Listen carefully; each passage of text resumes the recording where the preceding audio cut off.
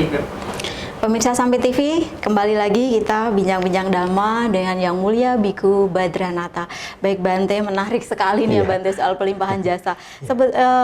Selanjutnya saya ingin bertanya Bante, sesungguhnya proses patidana tersebut itu seperti apa Bante? Ya baiklah, disebut dengan proses patidana. Jadi yang namanya patidana adalah persembahan kebajikan. Yang namanya persembahan kebajikan artinya kita sebagai pribadi yang akan melakukan pelimpahan jasa juga harus melakukan kebajikan. Ya, apa saja sesungguhnya proses yang dapat kita lakukan di dalam melakukan patidana? Yang pertama salah satunya ya berbuat kebajikan atau dana itu sendiri. Dana banyak macam yang bisa kita lakukan. Tadi sudah di awal juga Bante sudah menjelaskan tentang dana. Dana tidak hanya terkait dengan materi, tetapi dengan tenaga, dengan pikiran kita, dengan waktu kita, atau mungkin juga kita bisa memberikan nasihat, memberikan dukungan pendidikan untuk mereka yang membutuhkan, atau juga kita bisa mendonorkan bagian dari jasmani kita seperti halnya darah. Itu salah satunya yang paling bisa kita lakukan proses di dalam melakukan patidana. Yang kedua, kita selain dana juga bisa mempraktikkan yang disebut dengan sila.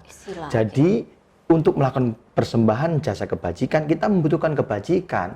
Maka ketika kita mampu meningkatkan kualitas diri melalui dana yang pertama, yang kedua melalui sila yaitu moralitas yang baik, di mana kita mampu menumbuhkan cinta kasih, di mana kita mampu menumbuhkan sikap penerimaan yang baik, di mana kita mampu saling menghargai satu sama lain. Ini adalah, atau mungkin juga kita bisa melakukan atau melepas satwa dan sebagainya.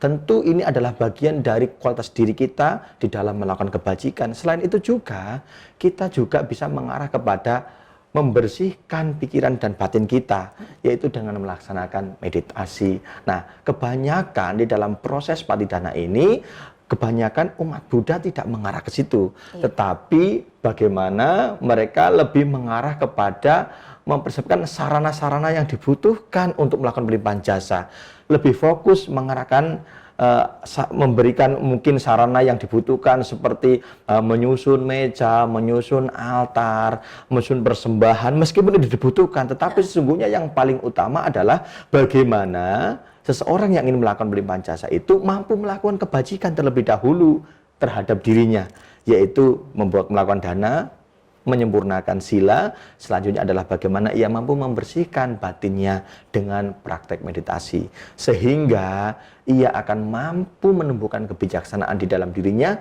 melalui praktek meditasi, mampu memahami segala sesuatu dengan sebagaimana adanya. Dengan demikian, proses atau aktivitas patidana atau pelimpahan jasa ini akan dapat benar-benar kita lakukan dan tentunya akan dapat dirasakan oleh mereka, para leluhur kita.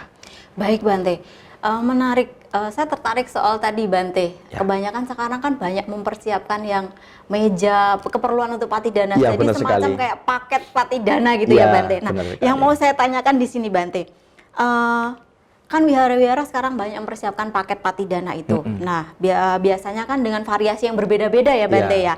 Nah, apakah hal ini itu mempengaruhi besarnya manfaat yang dihasilkan Bante? Ya, baiklah. Nah, karena kita juga harus melihat bahwa tahapan-tahapan setiap orang atau setiap umat itu kan berbeda-beda. Ada yang bisa memiliki pemahaman yang bagus dan memang tingkat kualitas dirinya bagus, maka dia tidak akan terjebak di dalam hal yang demikian.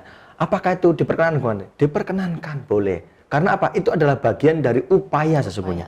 Upaya kausalia artinya. Jadi untuk dapat memberikan semangat atau mungkin rangsangan kepada umat di dalam melakukan pelimpahan jasa, biasanya ya itu dengan adanya paket, dengan adanya hal-hal yang memang dipersiapkan di wihara, sehingga ini yang akan dapat memicu sebagai upaya dapat bersama-sama melakukan kebajikan. Apakah ini juga perlu, Bante? Perlu, tetapi pada tahap-tahap tertentu.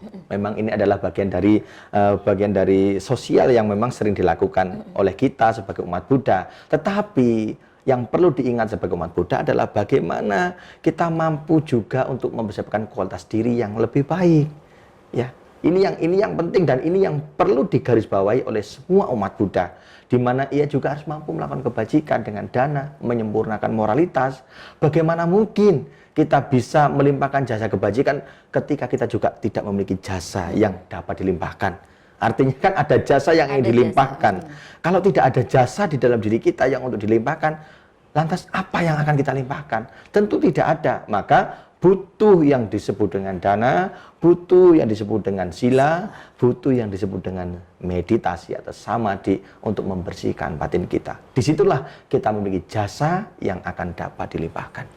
Baik Bante, luar biasa sekali Bante. Nah, ketika kita mau berpati dana nih Bante, kapan kira-kira para leluhur itu tahu bahwa kita akan berdana Bante? Ya, baik.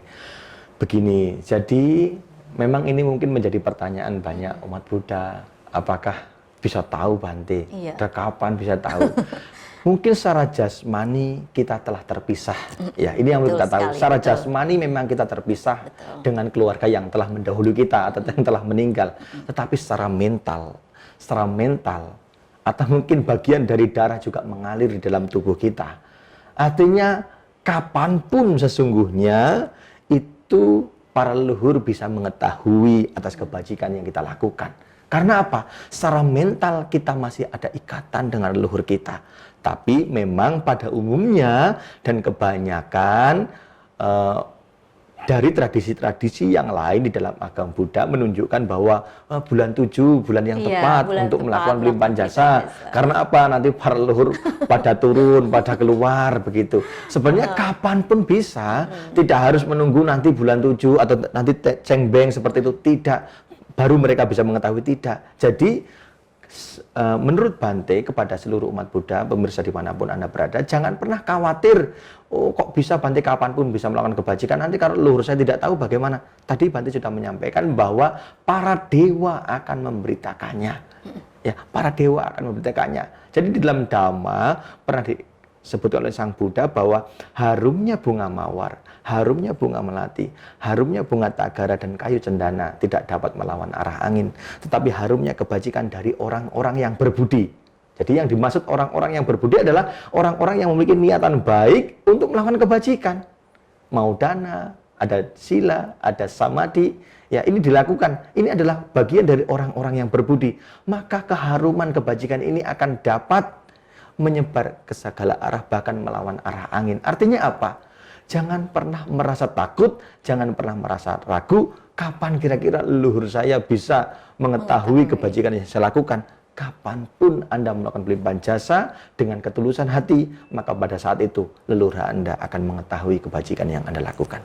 Baik Bante, kemudian apakah pelimpahan jasa yang sudah kita lakukan itu dapat diterima semua oleh leluhur kita Bante?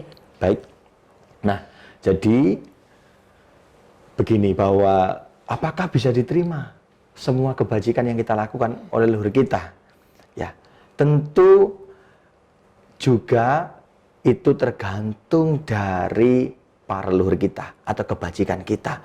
Memang meskipun kita adalah bagian dari keluarga para leluhur atau memiliki ikatan mental atau hubungan darah dengan para leluhur, tetapi ketika kebajikan dari kita atau kebajikan dari leluhur kita tidak mengkondisikan untuk dipertemukan pada saat itu, maka itu juga tidak akan mendukung bahwa pelimpahan jasa kita dapat diterima oleh mereka. Maka tadi saya katakan, ketika keluarga kita di Jawa, kita ingin kirim paket, ternyata sudah pindah rumah, maka barang itu juga akan kembali kepada kita. Artinya, ketika leluhur kita mungkin sudah terlahir di alam yang bahagia ternyata, sudah terlahir di alam bahagia, maka mereka yang sudah terlahir di alam yang bahagia tidak membutuhkan kebajikan kita, maka kebajikan itu akan kembali kepada diri kita. Jadi tidak semua leluhur dapat menerima kebajikan kita. Tergantung, karena mereka juga memiliki kebajikan, kita juga memiliki kebajikan, di mana ada satu ikatan karma yang memang harus menjadi satu kondisi bahwa pada saat kita melakukan pelimpahan jasa, leluhur kita mampu mengetahui. Ya, maka di situ ada para dewa yang akan memberitakan. Tetapi apabila dukungan kebajikan dari para leluhur tidak mampu mendukung harus mengetahui hal ini, maka tentunya itu tidak akan sampai kepada para leluhur kita. Tetapi tentu kita sudah melakukan kebajikan dan tentunya kita sudah mempersembahkan jasa kebajikan, kebajikan itu akan tetap ada dan kebajikan itu pada saatnya juga akan dapat diketahui oleh mereka. Baik Bante, kemudian Bante, apakah patidana itu hanya boleh ditujukan kepada sanak keluarga kita sendiri atau boleh kepada orang lain, mungkin musuh kita atau mungkin orang yang kita benci begitu Bante? Ya, tentu tidak hanya kepada para keluarga kita ya, tentu kita sebagai manusia yang masih hidup, yang sehat tentunya, dan kita adalah sebagian dari masyarakat yang sosial tentunya, maka hal yang paling mudah kita lakukan adalah berbagi kebajikan kepada mereka yang kita cintai. Iya. Tetapi pada praktek yang sesungguhnya yang harus kita lakukan adalah bagaimana kita bisa berbagi kepada mereka yang kita benci. Ini adalah bagian dari latihan yang harus kita lakukan.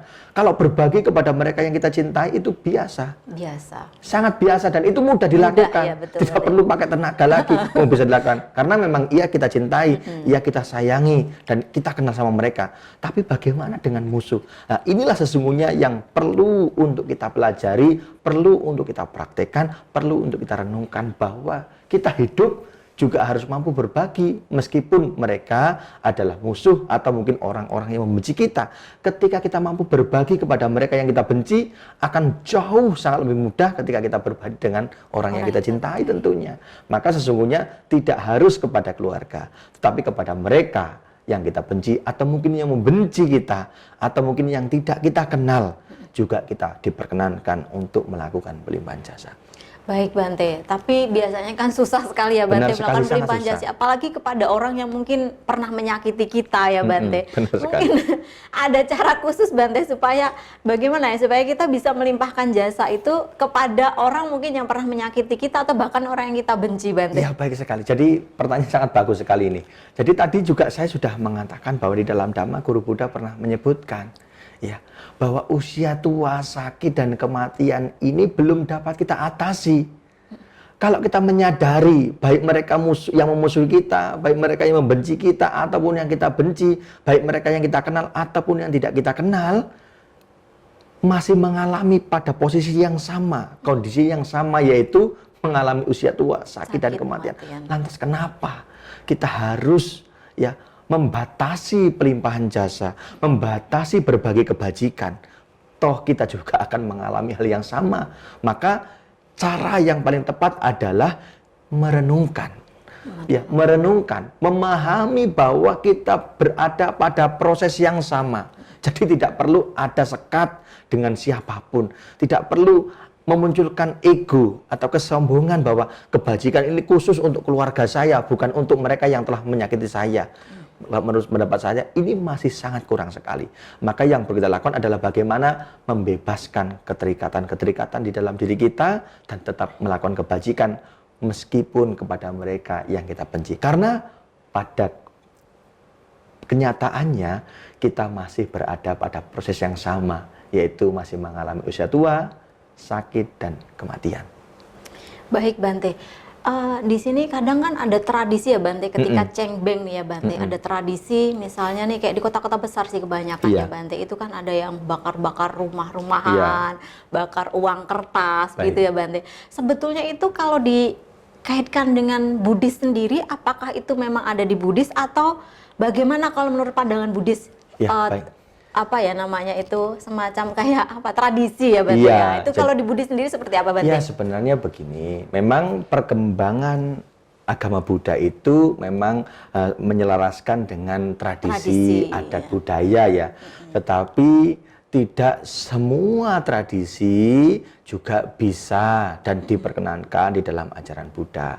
Memang ada ketika cengbeng atau mungkin ketika ada ulambana biasanya di dalam tradisi Mahayana itu ada bakar-bakar rumah dan sebagainya. Apakah itu diperkenankan Bante? Sesungguhnya karena ini adalah bagian dari tradisi ya. Dari tradisi masyarakat Tionghoa, kita juga tidak bisa menyalahkan. Tetapi kalau dipandang secara Buddhis, bahwa sesungguhnya jika dana yang kita gunakan untuk membeli rumah itu bisa kita manfaatkan untuk berbagi kepada mereka para fakir miskin, berbagi kepada mereka yang membutuhkan, itu tentu jauh lebih baik. Maka sesungguhnya kalau intermezzonya, ya kalau leluhur kita terlahir dalam bahagia, kita belikan rumah, kita bakar. Ya, kalau leluhur kita terlahir dalam yang menderita, artinya Anda mempersiapkan rumah baru di tempat yang menderita. Nah, ini kan intermezzonya saja. Tetapi sesungguhnya mari kita mencoba untuk mengolah pikir dan membuka wawasan kita. Jika dana yang kita gunakan untuk membeli rumah-rumahan, kita bisa manfaatkan untuk berdana kepada mereka yang membutuhkan, alangkah jauh lebih baik. Tetapi bukan berarti Bante melarang, tidak. Itu adalah tradisi yang memang sudah turun-temurun ada. Tetapi jika kita bisa memanfaatkan dengan baik dana itu, maka itu jauh lebih baik. Terima kasih. Baik Bante, memang Budi sendiri itu kayaknya tidak bisa lepas dari tradisi ya Bante. Iya, benar Tetapi sekali. sebagai umat Buddha yang baik, tentunya kita harus menyikapi itu dengan bijak ya Bante. Benar sekali. Baik Bante, menarik sekali. Baik pemirsa Sampai TV, dimanapun Anda berada, kita akan lanjutkan mimbar kita dengan tentunya narasumber kita yang mulia Biku Badranata, tetapi setelah iklan yang mau lewat ini.